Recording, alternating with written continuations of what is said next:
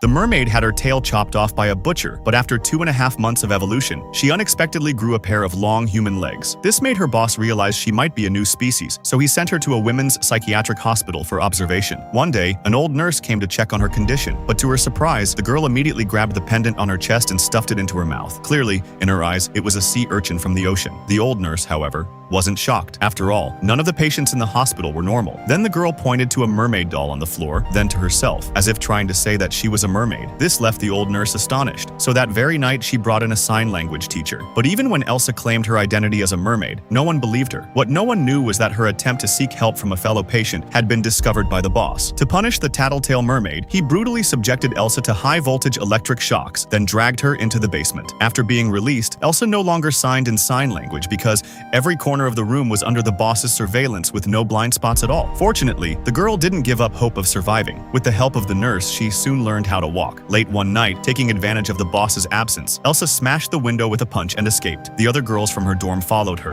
and they all reached a riverside by the sewers. Seeing the water, Elsa became extremely excited and began splashing and dancing in it. Her roommates, however, soon grew bored and returned to the hospital. The next morning, the river's water had completely vanished, and Elsa had miraculously regained her tail. She immediately sat in a wheelchair, ready to return to the sea. But while passing through a street, she was suddenly struck and sent flying by the boss who had caught up to her. When she woke up, she found herself at the harbor. The boss's plan was to cut off her priceless mermaid tail once again.